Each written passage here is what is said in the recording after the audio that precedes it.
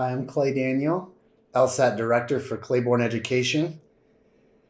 Want to talk about the reading section, which can be a unique challenge to many students on the LSAT. And the reading section really poses two particular challenges, right? It's the passage, reading and understanding the passage in a reasonable amount of time, and then the questions. In this video, I want to talk about the passage itself. There's a number of ways to approach and attack the passage, but in particular, I want to talk about the power of what we like to call the sweet spot. And that's the end of that first paragraph. We call it the sweet spot because it's very common for the main idea to be found right around that place. In other words, the typical, say, standard LSAT reading passage introduces the topic and maybe narrows the topic or explains it a little bit. And then you'll often have a contrast. The traditional view says this, however, and by the time you get to the end of that first paragraph, whether you've had that contrast or not, you feel like, okay, this is something I can highlight. I can note on my scratch paper. I can recognize this is the key point that the author's probably going to unpack for the rest of the passage. So the end of that first paragraph is the sweet spot because more often than not, you're going to find that by there, you've got an excellent idea where the passage is going. What that allows you to do is to actually shift your reading after that a little bit. You're not necessarily reading every sentence super closely as you were in the first paragraph. Longer paragraphs, you can do a little bit of skimming in the middle as long as you're kind of still tagging the paragraphs based on their topic sentences, maybe their last sentence, to understand their function within the whole passage and how they're furthering that main idea.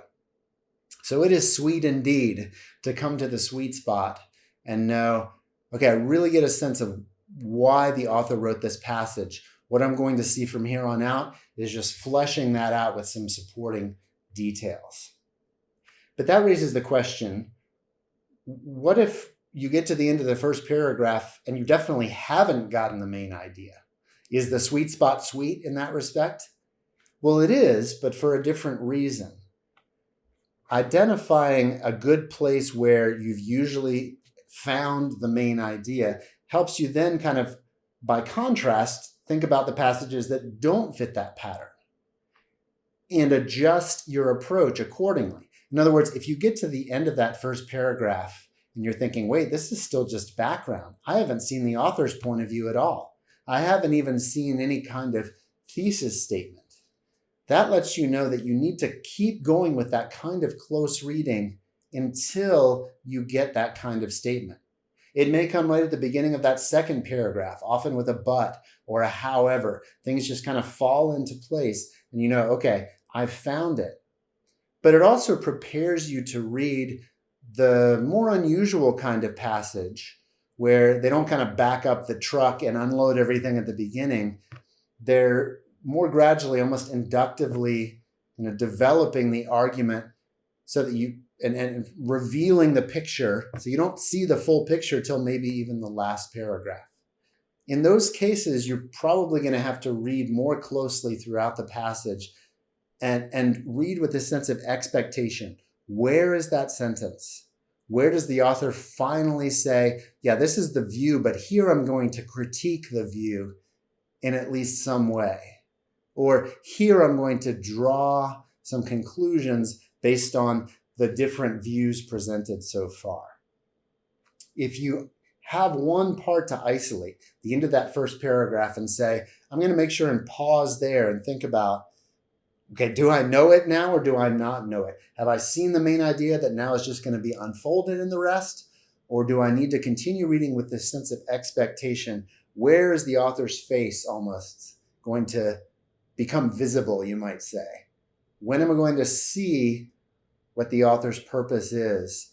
And I'm going to keep reading in expectation of that, often looking for the kind of key indicator words that will show me it has come. Those buts, those howevers, those neverthelesses, more than anything else. So if you read a passage for the sweet spot, identify it at the end of the first paragraph, it helps the passage just not feel like an overwhelming waterfall just kind of rushing over you. But no, I have a particular spot where I'm looking for something very specific. And I know either if I found it or that I need to remain very focused until I do find it. That is what makes the sweet spot sweet for readers of LSAT reading, because it can make the passage more decipherable and you're reading with a purpose and not just kind of aimlessly taking things in. So remember the sweet spot on LSAT reading. And if you want to talk about it more, if you want to work on the LSAT one-to-one, come talk to us. We can help you unpack the reading section and all the sections that much more.